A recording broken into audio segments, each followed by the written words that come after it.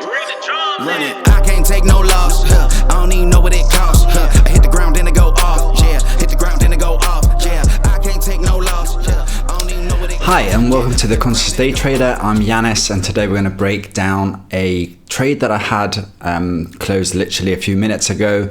ICT London Open and exit during New York open time, and it was a profitable day. We made $530. It's been quite a successful week. We're hitting around 1,600 with 3 days of trading, so averaging a bit above $520 per day. And today what we're going to look at is obviously the pound dollar, and I'm going to break as usual down what my bias was from the beginning. I'm going to give you the whole setup, how I found the trade, why I was long when the whole session was short from the London session, how I managed to take my profit and manage the trade, and how I exited. So let's go straight into that. Today I was looking at I traded from the pound dollar, but I was also looking at the index, the dollar index, to see what the area, something new I'm introducing to make it easier for you to follow me, is this little blue line is the area where I started looking at the market. So what we can then do easily is just put the replay on that area there. This is the information we had. This is on London time. So 5 o'clock, one candle down, 6. This is where I started looking at the market pre-London session, and I started on the daily, first on the dollar index. And what did I see? First of all, you can see that the dollar has been weak. It's been dropping since the 6th of January, all the way down to this fair value gap here, which we identified on the daily on the left side here as an area where the market will want to come and test. And we were correct, because the dollar came and touched the fair value. I also believe that this fair value is going to be filled before we either break on the upper side or the lower side. So these areas too, I am super convinced that the whole fair values will be filled either way. So now the bias was, is the dollar going to be going higher today to fill this fair value gap, or lower to fill the value gap that on the bottom side from the left side that we looked here from the daily of that move? So that was the scenario. And to be honest, I looked at the pound dollar and I identified that if we do the same, did I put the line in? I think I did.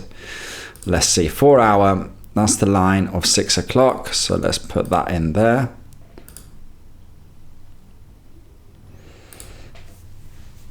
So what we have on the 4 hour, as you can see, everything is setting up for CPI tomorrow. And the volatility might have been a bit funny today. A lot of people might have got caught up. I especially got caught up in the first, during the open of the session. I was long, quickly realized I was wrong, and I repositioned my entries because my original idea, if I had been patient, would have paid a lot better than it did today. But I'm super happy with $500 in a day. So what did we do? We set into the daily high, the daily low from the previous day.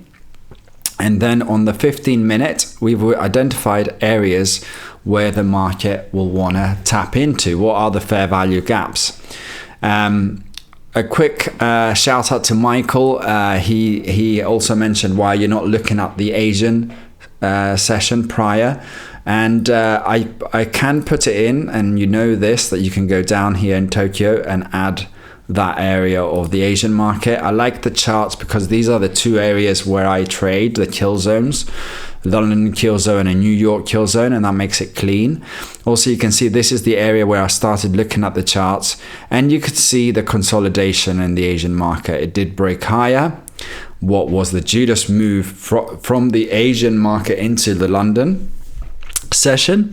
And the reason I was interested in going long was because I had a break of structure here from the Asian session, and I believe this is on, let's see, it says 1 hour. Yes, so we had the break of the Asian session higher, and then we had this fair value gap here. So I entered long here. And yes, you can't be perfect with these. You just need to be quick to identify that that is not the play, and you need to cut your losses or manage your trade down. And the reason I wanted to get in here is because we were sitting at equilibrium. And as we talked about before on the, what time is this? This is the fill of this fair value gap happened at 7 a.m. If we change now at 7 a.m. Here, we wanted, if we were long in pound, we wanted to see a drop in the dollar. Okay, we wanted a weak dollar. So at 7 o'clock, we saw the dollar dropping below equilibrium all the way down here, and it was showing signs that it was just filling fair value gaps to continuation. Where are we? We're here. We had a drop from the Asian market, come back up, fill this fair value, all the way up to equilibrium and fill this value. And as we know, with break of structure on the low side, we wanted to fill these. If you were shorting the dollar, you would fill these fair value gaps to go short. But as we saw, it had different plans. It went all the way up. And soon as it became premium price and I was still in there, I was getting a bit nervous. So I repositioned. I cut for $156. I closed one of the positions, going long, and then I waited to see the outcome of the London session. And that might be something that I might start bringing into my trading, actually seeing the outcome of the London session and then trading the aftermath, as in, because most of my trades have come late in the London session after 10:30. So what did I see to go long?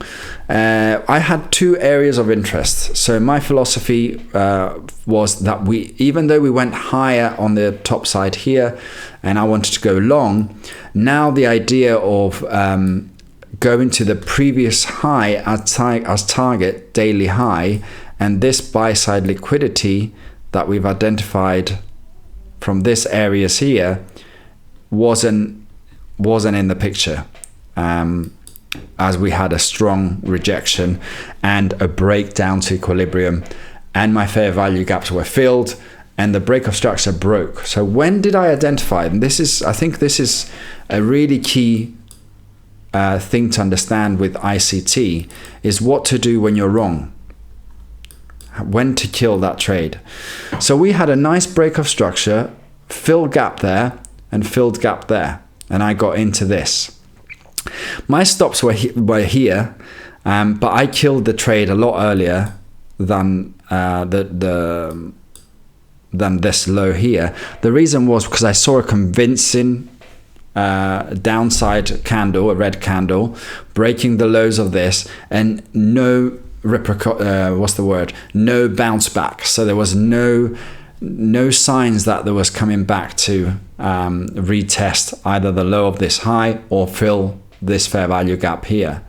And that what was enough for me to rethink of the plan. So the plan was more of damage control and repositioning my trades backwards, especially when we broke below equilibrium. I was getting excited, I was getting happy in terms of we're at discount price and my bias was long, so I was in a good position to start thinking of taking this to positioning to the long side.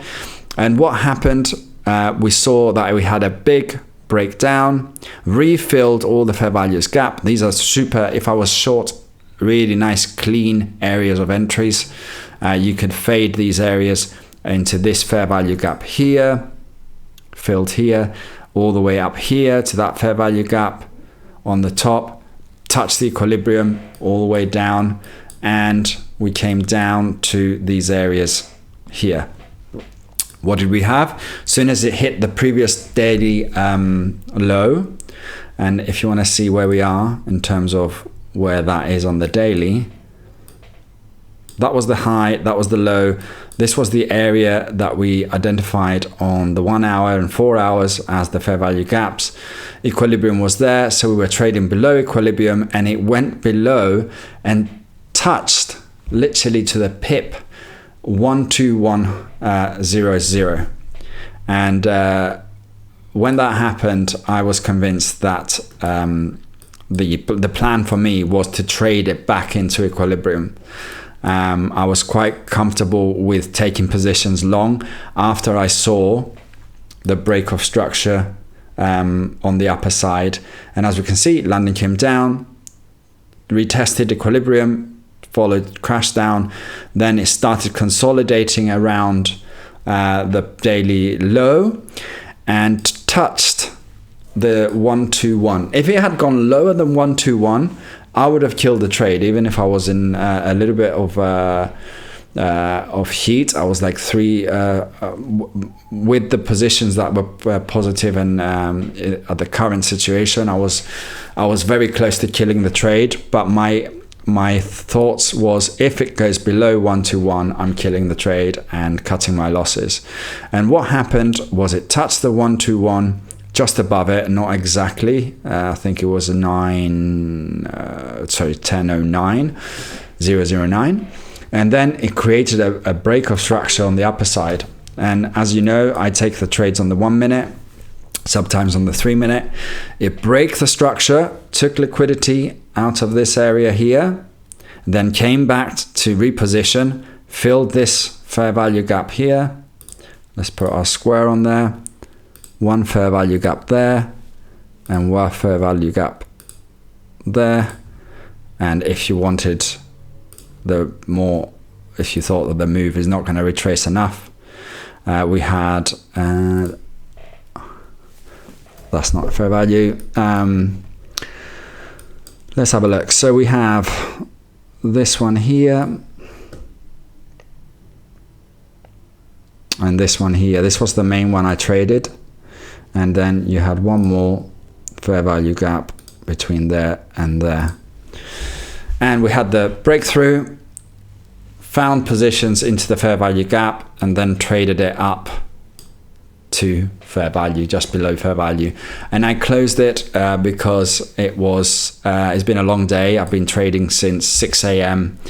and now it's 4, so it's one of the long days. I don't like trading these long days.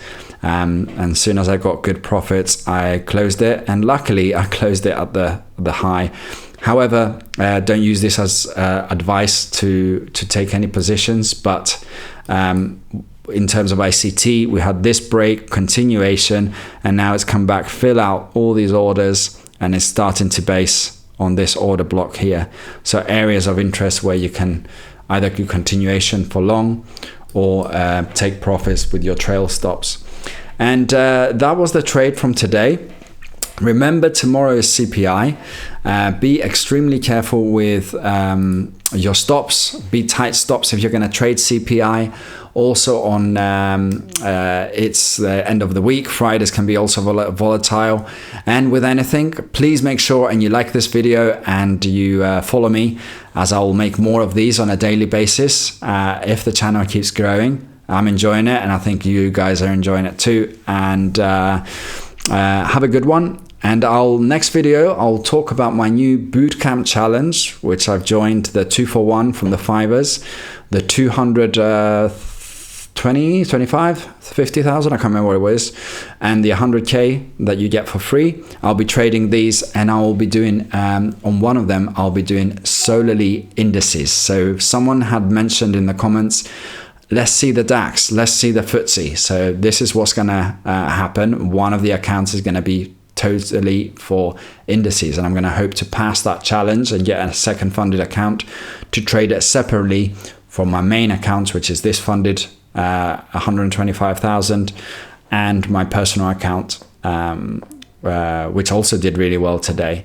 So there you have it. Make sure you like the video, and I'll catch you not tomorrow, but the day after, to talk about bootcamp challenges and how you can pass them. See you next time. Bye. Running